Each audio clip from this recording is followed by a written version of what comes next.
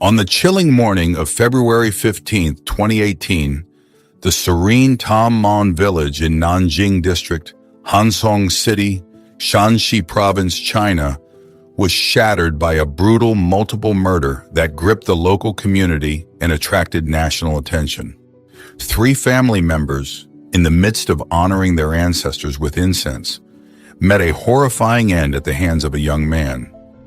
The assailant, whose face was obscured behind a mask, wielded a sharp weapon measuring between 20 and 30 centimeters with deadly precision. In a grim escalation of violence, unsatisfied with the brutality already unleashed, the attacker returned to his home, fetched 2 cans of gasoline, and methodically set the victim's car ablaze, illuminating the night with the fire's ominous glow. As the flames danced eerily in the darkness, the true horror of the situation became apparent when the assailant removed his mask, revealing his identity to the shocked bystanders. The perpetrator was none other than Zhang Koukou, a neighbor and ostensibly a familiar face to the 3 victims. To fully understand the motivations behind Zhang Koukou's drastic actions, one must journey back 22 years to uncover a series of events that set the stage for this fateful day. This backstory not only sheds light on the motives that propelled Zhang towards violence, but also paints a vivid picture of the systemic failures and personal grievances that often simmer beneath the surface of such tragic incidents.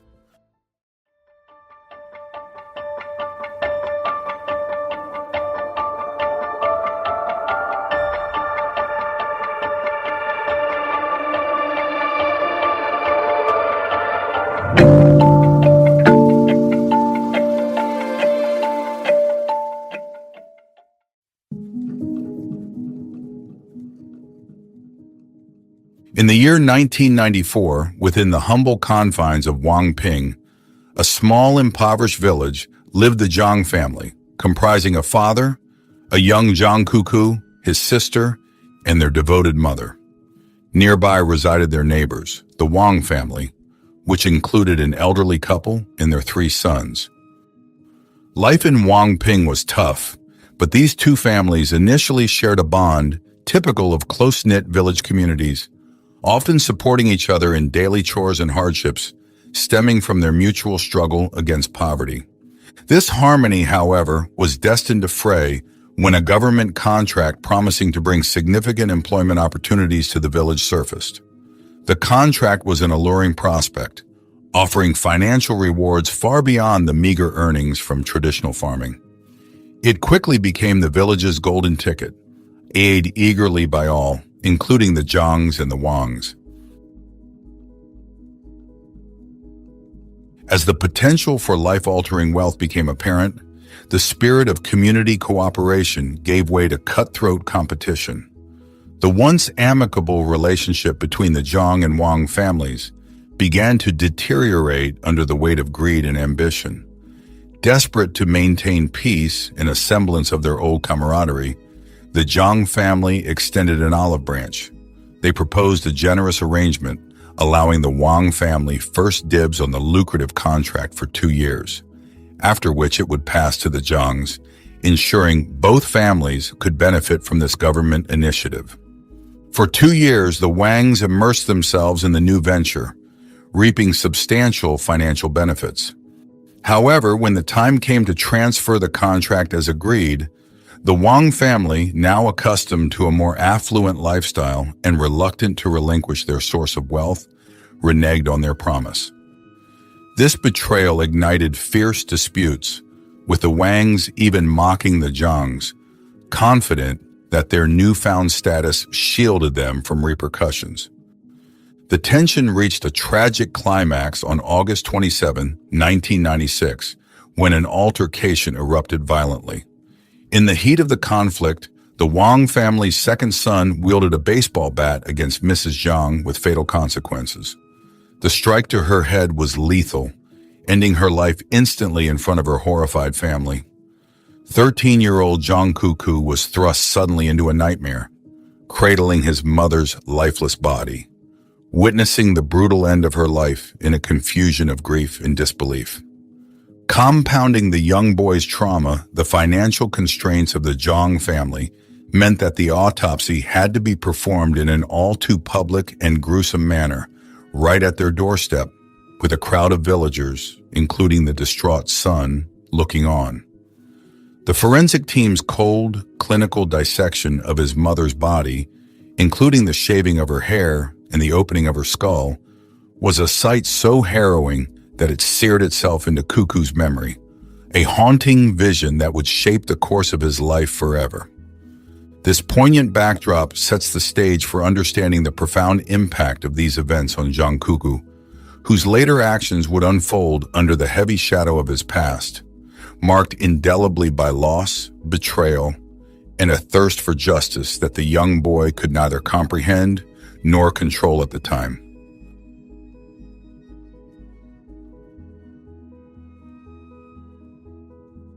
Mrs. Zhang had long been the cornerstone of her family, her presence a warm and stabilizing force within the humble confines of their home. As the soul of the household, her sudden and brutal death sent shockwaves through the community, leaving an indelible mark on her family's life.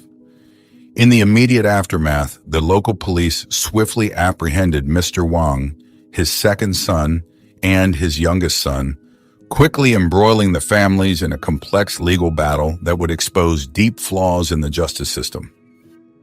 The interrogation process led to a surprising twist. The youngest son, still a minor, was singled out to bear the brunt of the responsibility for Mrs. Zhang's death. This decision was strategic, crafted by the Wang family to minimize the legal repercussions for the actual perpetrator, the second son. Charged with only intentional injury rather than murder, the youngest son received a lenient sentence of 7 years and was prematurely released after serving just 4, a decision that left the Zhang family reeling from the injustice. Outraged by the miscarriage of justice and the nominal punishment dispensed, the Zhangs demanded substantial compensation from the Wang family for their profound mental anguish and the financial burdens of funeral and child support expenses, amounting to $40,000. However, the court's verdict was astonishingly lenient, ordering the Wangs to pay a mere $1,500. This paltry sum, woefully insufficient even to cover the funeral costs, highlighted the stark disparities in treatment that the poor often endure in the legal system. The profound impact of his mother's death and the subsequent legal injustices transformed Zhang Koukou from a vibrant and cheerful youth into a withdrawn and solitary figure. With his father now the sole breadwinner, the financial strain forced Zhang to abandon his education after middle school and enter the workforce prematurely, foregoing the typical experiences and protections of adolescence. At 18, following his father's advice, Zhang enlisted in the military, seeking structure and perhaps a way to channel his lingering resentment constructively. Recognized for his sincerity and dedication, he quickly became noted as a model soldier. His honesty particularly struck a chord when he revealed to his commander the motive behind his enlistment, a desire to hone his skills for a personal mission of retribution. Yet, during his service, his commander's mentorship encouraged him to redirect his focus towards living a life that would honor his mother's memory by thriving rather than seeking vengeance. Envisioning a return to Wangping village to support his father and build a stable future, Zhang dreamed of a simple life that, for him, seemed a distant luxury. Yet, reality was harsh. Finding employment proved daunting without a high school diploma, and while his peers progressed in their lives, Zhang's existence was marred by emotional scars and economic hardship. Meanwhile, the Wang family prospered, their new lives in the city a stark contrast to Zhang's ongoing struggles. The injustice of his mother's unresolved death hung heavily over him, a constant reminder of what could have been if the Wangs had kept their word.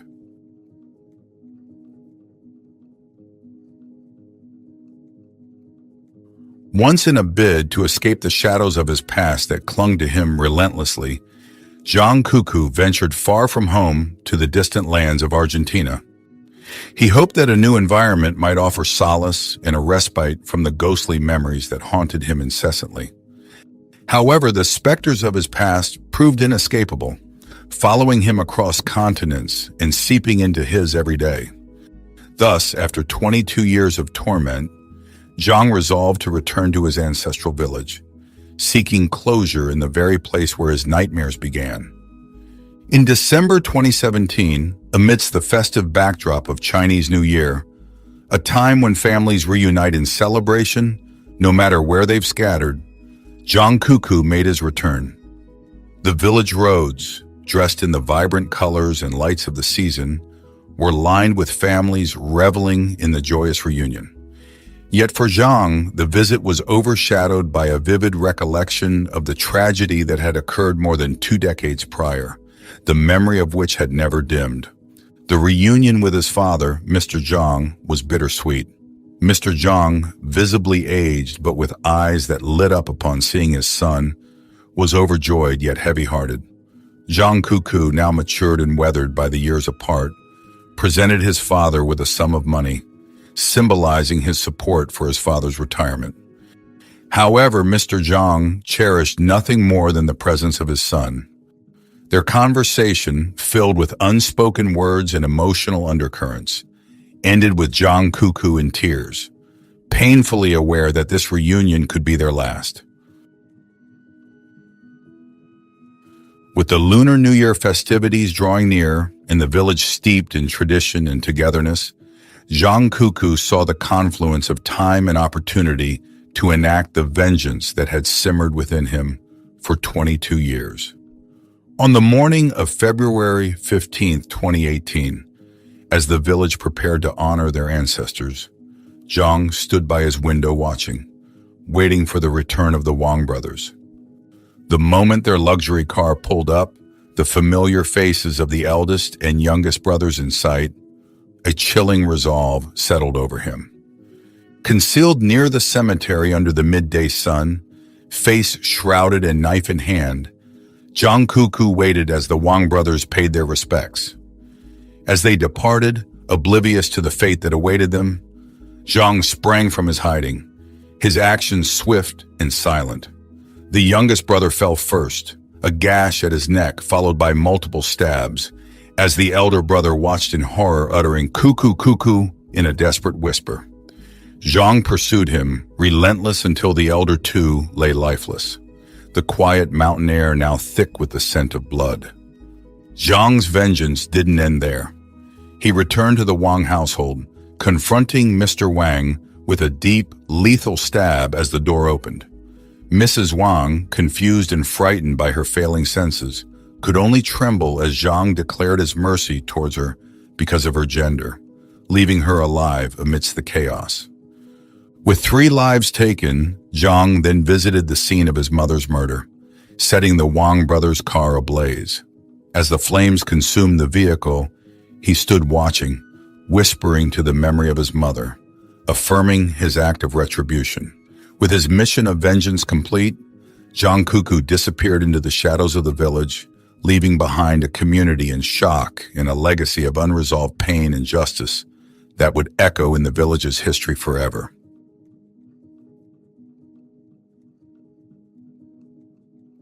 In the quiet aftermath of a grim revelation, the villagers of a small, tightly knit community stumbled upon the lifeless bodies of the 2 Wang brothers on a secluded part of the mountain. These were the stark and chilling results of a vendetta that had consumed Zhang Koukou for over 2 decades. From the outset, Zhang made no attempt to conceal the grim tableau he had left behind. The bodies lay in plain sight, a silent testament to his rage and despair. For 2 tense days, the village was gripped by uncertainty and fear as the whereabouts of Zhang remained unknown. The shock was palpable, especially for Mr. Zhang, who struggled to reconcile the image of his gentle and obedient son with the acts of vengeance that had come to light. The community was in disarray, and law enforcement was in an urgent, frenetic search for Zhang. Yet in a twist of fate, Zhang surrendered himself at the local police station that very morning, stepping into the glaring scrutiny of the law and his peers. In his statement to the police, Zhang recounted his actions with a chilling calmness. After executing his plan, he retreated to the solitude of the forest, not to flee from justice, but to reflect during the transition of the new year, a poignant moment when the sky was alight with fireworks. Alone amidst the towering trees, he watched the fireworks illuminate the night sky for what he anticipated would be the last time. Afterwards, he meandered to the riverbank, where he disposed of the blood-stained knife in the flowing water and lay down on the grass. There, enveloped in the tranquility of nature and under the stars, he found a moment of profound peace, the likes of which he had not experienced in 22 years. Before turning himself in, driven by a need for closure, Zhang made his way to visit his father one final time, anticipating a farewell. However, upon seeing a large crowd gathered at his family home, drawn perhaps by the news of his deeds, he diverted his path to his mother's grave instead. There, in the quiet of the cemetery, he knelt and whispered to the spirit of his mother, "I've done it. I've avenged you." It was a moment of catharsis where years of pent-up anger and sorrow seemed to dissolve, leaving him with a sense of peace he thought lost forever. He reflected on how an earnest apology from the Wang family to his own might have healed old wounds and perhaps even averted the path of vengeance. During the interrogation, faced with probing questions about his motives, Zhang did not shy away from the truth of his actions. He spoke candidly, revealing the depth of his emotional turmoil. When questioned about his personal life, particularly why he remained unmarried at 35, he disclosed the haunting dreams of his mother's death that plagued him, convincing him of his inability to bring joy to another while he harbored such deep scars. Zhang's forthrightness was undeniable. But unbeknownst to him, his heartfelt admissions would later be used to paint a very different picture of him in court, a narrative that would frame him not as a victim of circumstances, but as a calculated avenger, complicating the legal and moral landscape of his impending trial. On January 8, 2019, the courtroom buzzed with anticipation as the trial of Zhang Koukou unfolded rapidly, marked by his admission of guilt. As the proceedings accelerated, many in the room portrayed him not just as a man seeking vengeance, but as one driven by envy towards the Wang family's affluent lifestyle, highlighting their happiness, wealth, and luxury cars. Critics of Zhang questioned the rationale behind targeting all three individuals when the direct perpetrator, the second son, was spared. This portrayal infuriated Zhang, who felt his narrative had been manipulated by the police, twisting him into a villain rather than a victim of circumstances. Zhang Koukou was sentenced to death for premeditated murder. This verdict was broadcast live and watched by millions, igniting a wave of protests across China. Many voiced their outrage, comparing Zhang's sentence to lighter punishments meted out to others who had committed crimes of equal or lesser moral weight purely for personal enjoyment, rather than any profound motive. Critics argued that his actions, while drastic, stemmed from a deeply personal quest for justice, a fact they felt the legal system failed to adequately consider. Zhang Koukou was a figure of respect in his village and a model soldier praised for his integrity and kindness. Previously, he had served his country with honor, wielding a weapon in its defense. Now, tragically, he had wielded a knife in a desperate bid to rectify a past wrong. On July 17, 2019, as he was led to the execution ground, his final words to his father, "Dad, it's okay, it's all over," resonated with a poignant acceptance of his fate. Mr. Zhang, witnessing this, was consumed by a profound sense of injustice, profoundly shaken by the harshness of the sentence against his son. The aftermath was marked by grief and a refusal to accept closure. Mr. Zhang could not bring himself to accept his son's ashes, a symbol of a life and potential cruelly cut short. Ultimately, Zhang Koukou's ashes were entrusted to friends and relatives, who fulfilled Mr. Zhang's wish by releasing them into the river, This act symbolized Zhang Koukou's spirit flowing freely, perhaps finally finding the peace that eluded him in life. The room prepared for Zhang upon his anticipated return now stands seldom visited, a quiet testament to the enduring pain and injustice that marked his life. In the quiet flow of the river, in the silent walls of his home, the echoes of Zhang Koukou's tumultuous life finally came to rest, marking an end to a saga of deep-seated hatred and relentless pursuit of justice.